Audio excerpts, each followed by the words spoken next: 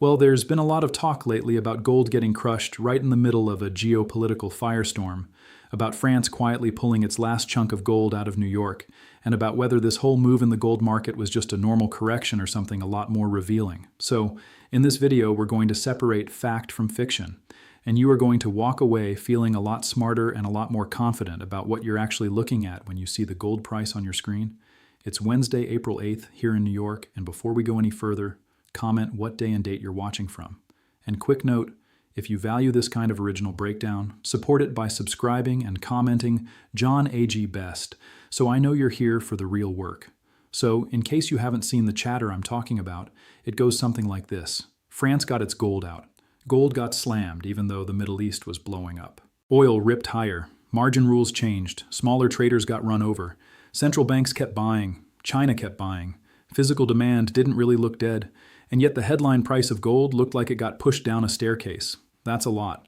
And when that many things hit at once, people start grabbing the most dramatic explanation available. They say the market is rigged, the vaults are empty, the institutions know something you don't, and everything is about to snap.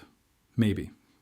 But before we jump straight to the movie version of this story, we should slow down and take it apart piece by piece, because some of the facts are real, some of the conclusions are way too fast, and the truth is actually more useful than the fantasy. So let's start with the crime scene. Gold had been flying, it ran hard into late January, it printed new highs, and sentiment got very one-sided very quickly. Then, as the war shock hit and oil surged, gold did not behave the way a lot of people expected. Instead of acting like the clean, textbook safe haven, it got hit. Hard. By the end of March, based on the latest market reporting, the metal had just gone through its ugliest month since the financial crisis era, even though the backdrop looked exactly like the kind of backdrop that is supposed to help gold. And that is where the confusion starts, because the simple version that most people carry around in their head is this: bad headlines up, war up, gold up, oil up, gold up. But markets are not that polite. In the real world, during a real stress event, people don't always sell what they hate first. Sometimes they sell what they can sell first. They sell the thing with liquidity. They sell the thing with profits in it. They sell the thing that can meet collateral calls somewhere else. Gold, ironically, can become the source of cash in the very moment people expected it to be the hiding place. And by the way, that alone already challenges one of the lazier takes floating around. A violent drop does not automatically prove some secret committee sat in a room and pressed a button. Sometimes leverage, volatility, and a scramble for cash can do plenty of damage all by themselves. That does not mean institutions didn't benefit. It does not mean the structure is fair. It just means we should be careful not to confuse a brutal mechanism with a cartoon conspiracy. Those are not the same thing. Now, with that said, the structure absolutely mattered. A lot. Because from recently published exchange notices, we know the futures market did not just sit there and watch this happen. In mid-January, the main U.S. futures exchange changed precious metals, margining from a flat dollar framework to a percentage of notional framework. Then, not long after that, margin requirements on the main gold contract were pushed up again, and then pushed up again, going from roughly 5% territory to around 6% and then close to 9% in a matter of weeks. That is not a tiny detail. That is the plumbing. And in markets, the plumbing decides who gets washed out first. Think of it like this. Imagine you are carrying a position uphill, and every few steps somebody quietly adds more weight to the backpack. At first you can handle it. Then the hill gets steeper because price starts moving against you. Then the backpack gets heavier again because the collateral terms change. That is how a trade that looked manageable on paper turns into a forced exit. Not because the thesis changed overnight, but because the carrying cost and the survival threshold changed under your feet. So if you were long gold with leverage on, you were not just dealing with price volatility, you were dealing with a moving collateral target. As gold ran higher earlier in the move, the notional value of the contract grew. Under a percentage of notional model that already made the capital requirement more dynamic. Then outright hikes layered on top of that. So the market did not need every trader to become bearish. It only needed enough traders to become unable to hold on. That is a very different thing. And once enough of those people start cutting, it feeds on itself. Selling knocks the price lower. Lower prices trigger more stress tests inside broker systems. More stress means more calls for capital. More calls for capital mean more liquidation.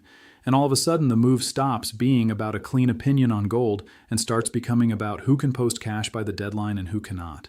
If you've been around markets long enough, you know that sequence. It's ugly, it's mechanical, and it rarely feels fair if you're on the wrong side of it. Now here's the part that really matters. Who gets hurt the fastest in that kind of setup? Usually not the biggest balance sheets. The giant institutions don't love higher margin, but they can often absorb it, re-hedge around it, finance through it, or simply wait longer than everyone else. The pain lands first on the thinner hands, the faster money, the crowded speculative longs, the traders who are right on direction, but wrong on path. That's the part retail investors constantly underestimate. In leveraged markets, being early and being undercapitalized can look exactly the same as being wrong. And just to make this even more interesting, while gold was getting hit on the screen, the broader macro backdrop was becoming less friendly in the short run, not more. Oil wasn't just rising, it was exploding higher on physical stress in the region. And when energy does that, markets start rethinking inflation, rate cuts, and currency leadership almost instantly. Reuters and other recent reporting have been very clear on this point. Traders started pushing back expectations for easier monetary policy, and analysts from big institutions were warning again that prolonged conflict could revive inflation pressure and keep rates higher for longer. That matters because gold does not trade in a vacuum. If the market decides that an oil shock means fewer rate cuts, firmer yields, and a stronger dollar, then the first safe haven bid may not go to gold. It may go to the dollar. It may go to short duration paper. It may go to cash. People hate hearing that because it sounds too boring for the size of the move. But boring explanations often do a lot of the real work. So the chain can look like this. War hits, oil jumps. Inflation fears wake back up. Rate cut hopes get delayed. The dollar catches a bid.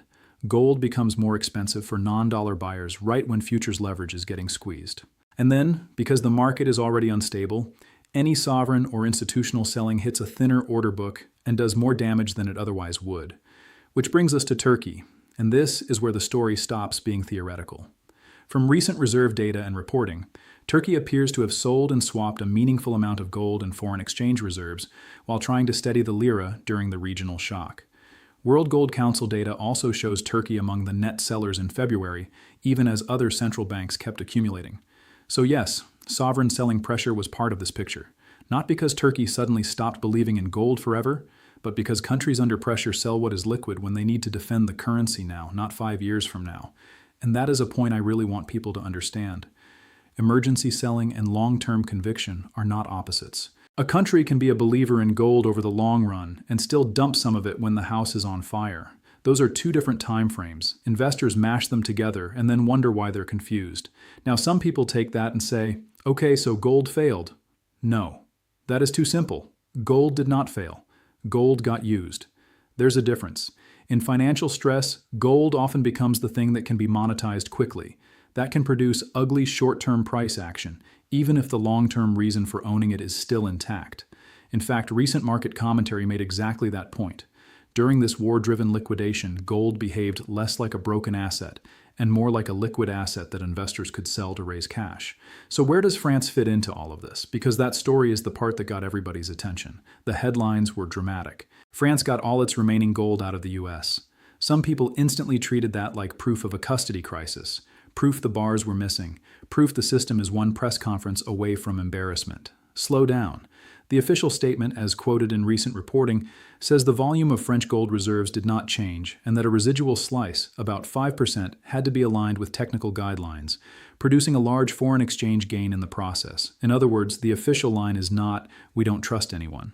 The official line is, "we optimized the residual piece." Now, do I understand why people don't fully buy that? Of course I do. Because when central banks explain something important in sterile technical language, regular people hear distance, not clarity. And because storage location in the gold market is not just logistics, it is a signal. Where a sovereign chooses to keep metal says something about jurisdiction, access, confidence, and optionality. But here is where I want to introduce a skeptical counterpoint, because this is where people can go off the rails. The fact that France no longer keeps that remaining slice in New York does not automatically prove the metal was unavailable. It does not automatically prove the bars were gone. It does not automatically prove there was a secret cash settlement. Could there be more to the story than the public line? Sure. But there is also a perfectly boring possibility here. Old reserve structures get revised, bar standards and vault preferences get updated, and governments increasingly prefer to reduce symbolic dependence on foreign custody even when no emergency exists. Those things can all be true at the same time. What I do think is fair to say is this: France's move matters whether you believe the official explanation or not, because the result is what matters. The result is that the residual portion once sitting in New York is no longer sitting in New York. The result is that the exposure was effectively relocated back toward Europe. The result is that one more sovereign actor signaled, through action rather than speech, that where gold sits still matters in this century. And France is not the only reason people are talking about custody again. Reuters reported last year that Germany's long-running gold debate had heated back up, with the Taxpayers' Federation urging repatriation and broader voices joining the conversation. Official Bundesbank material shows that a little over a third of Germany's gold still sits in New York, with the rest mainly in Frankfurt and London. So this is not some fringe internet obsession. This has crossed into mainstream institutional and political discussion. And once you put those pieces together, the deeper message comes into focus. Sovereigns do not need to announce panic for distrust to be rising. They can express it in much quieter ways.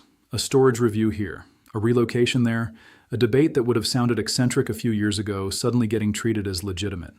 That is how reserve system confidence erodes in the real world. Not always with a bang, sometimes with a logistics memo.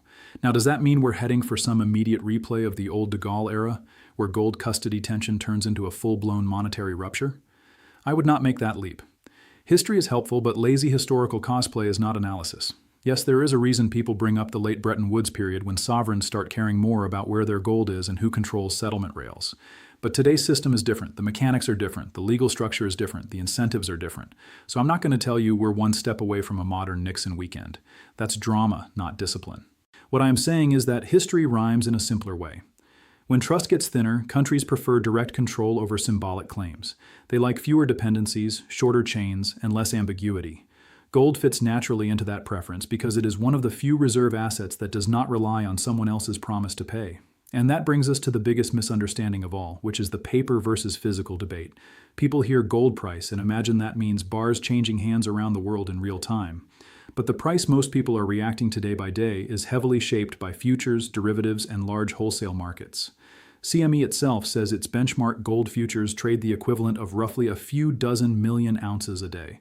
The London market, through LBMA clearing, also processes enormous daily net volumes. So no, this is not a tiny side game. It is a very deep, very liquid paper and wholesale pricing machine. And here is the nuance that gets lost. Saying the price is heavily shaped by futures does not mean the market is fake. It means price discovery happens in the deepest venue, not necessarily at the coin shop. Those are different claims. The paper market is real. The leverage is real. The collateral calls are real. The ability of those flows to overpower short-term physical sentiment is real. All of that is real. But physical behavior still matters because when physical behavior starts diverging from paper action, that divergence can tell you what the stronger hands are doing underneath the noise. Also, and this matters, a delivery headline does not automatically mean gold bars are literally sprinting out of the vault that same day. CME's own educational materials describe precious metals delivery as the transfer of ownership of a warrant, a document of title tied to metal stored in an approved facility. So when people hear delivery and imagine trucks flying away every single time, that picture is too crude. Sometimes title changes first and the metal remains right there unless someone actually cancels and takes it out. Why do I bring that up? Because I want to challenge another bad habit in this space. A lot of people take every inventory headline and instantly build an apocalypse story around it. Sometimes that's justified, sometimes it's not. You have to separate a warehouse receipt transfer from an actual drain of metal out of the system. If you don't, you can scare yourself with the wrong dashboard. But even after saying that, I still think the physical side deserves respect here because the fresh demand picture is not weak everywhere. Far from it. The World Gold Council reported that Chinese gold ETFs logged a 6th straight month of inflows in February, with holdings hitting another record high. China's central bank, according to fresh reserve reporting this week, has now been adding to its gold holdings for well over a year straight. And globally, the World Gold Council says central banks bought a very large amount of gold last year and stayed net buyers again in February, led by names like Poland and Kazakhstan, even as Turkey and Russia showed selling. That is not nothing. That tells you the strategic bid did not disappear just because the chart looked ugly for a few weeks. And then you add another layer. In early last year, China approved a pilot program allowing 10 insurance companies to invest in gold for medium and long-term allocations. The World Gold Council said the notice set out the rules, allowed 10 insurers in, and standardized the reporting and supervision around the program. That does not mean all of that money arrives tomorrow morning. But it does mean one more giant pool of capital was formally invited a little closer to the metal. That is the part retail investors keep missing. While the screen is flashing red and everybody is arguing over whether gold is broken, The strategic actors are often doing something much less emotional. They are widening optionality. They are diversifying reserves. They are adding small percentages that turn into very large absolute numbers because the balance sheets are huge. They don't need to scream. They just need to keep allocating. And by the way, this is not only a China story. It is bigger than that. The World Gold Council's full-year review showed central bank buying in the prior year stayed historically elevated and geographically broad. So even if you strip out the sensationalism, there is still a plain underlying fact here. Official sector interest in gold has not gone away. It remains a live trend. Now, does that mean gold can't go lower again in the short term? Of course not. It absolutely can. If the dollar stays firm, if rate cut hopes keep getting pushed back, if more sovereign selling hits the tape, if risk assets keep demanding collateral and traders keep liquidating what they can, then gold can absolutely remain volatile and messy. The market does not owe anybody a clean straight line just because the long-term thesis sounds good in a podcast clip. In fact, Reuters reported only recently that gold ETFs saw large outflows during the worst stretch of the conflict before some buying started to return, and that the metal's role as a store of wealth may reassert itself over time even if the near-term trade remains unstable. That sounds about right to me. Short-term chaos and long-term demand can coexist. There is another fresh wrinkle here that makes the whole thing even more important. After that ugly March washout, gold did not stay flat on the floor. As soon as the market started reassessing whether the conflict might pause, the metal snapped back sharply and ran to a near 3-week high. In other words, the same market that looked like it had forgotten what gold was suddenly remembered very quickly once the rate and escalation assumption shifted. That tells you something crucial. The short-term pressure was real, but it was also conditional. Change the inflation fear, change the path of policy expectations, change the immediate war outlook, and the bid can come back fast. That is why I don't like the word failure here. Failure sounds permanent. This looked a lot more like a stress reaction. Gold was being pulled in two directions at once. On one side, it still had the long-term reserve story, the diversification story, the distrust story.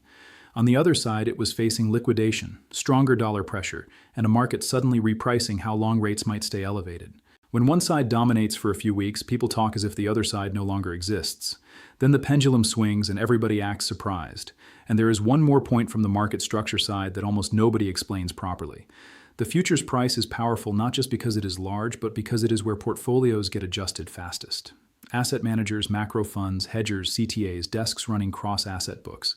They can change futures exposure much faster than a central bank can rewrite a reserve allocation memo, or than a household can decide to buy coins. Speed wins the short run. Size and persistence usually win the long run. So if you're watching a violent move and trying to understand why the chart looks disconnected from the slower strategic story, that's your answer. Fast money punches first. Slow money leaves the deeper footprint. And when you step back and look at the whole board, that footprint is still there. China's ETF demand stayed resilient. Official sector buying stayed positive overall. Germany's custody debate did not disappear.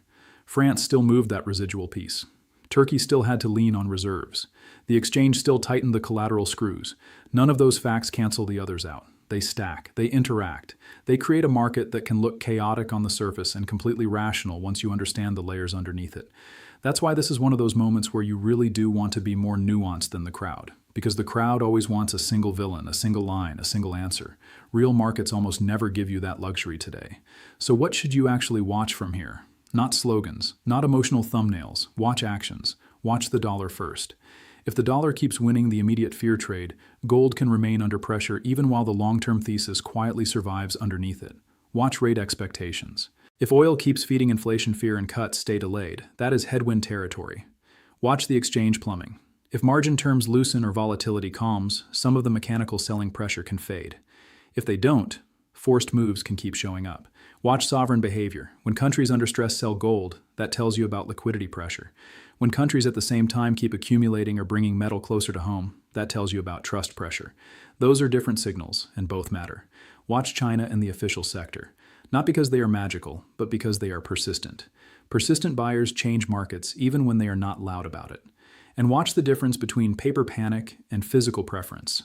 Not with fantasy, but with discipline. If paper gets hit and strategic ownership still broadens, that matters. If paper gets hit and strategic ownership also weakens, that matters too. The point is to stop guessing and start tracking. Now let me ask you two questions, because this is where the story gets personal. Do you think what we just saw was mainly forced liquidation, or do you think there was something more coordinated layered on top of it? And if you were running a sovereign balance sheet right now, would you rather keep your gold a flight away or behind your own door? Tell me in the comments. And one more thing. If you're successful, share your success story in the comments so others can stay motivated.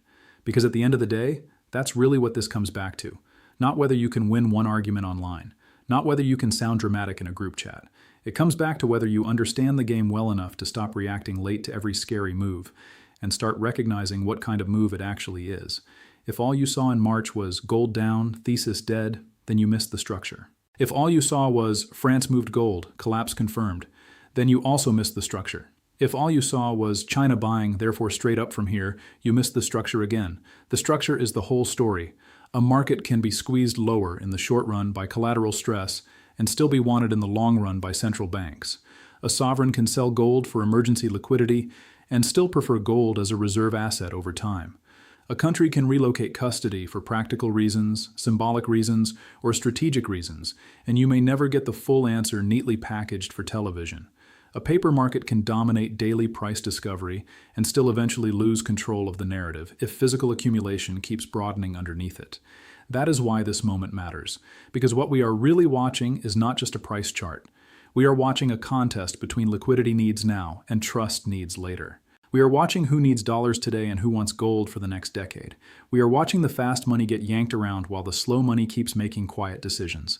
And the quiet decisions are usually the ones that matter more than people think. So my own view is pretty simple. In the short run, respect the pressure. Don't romanticize it.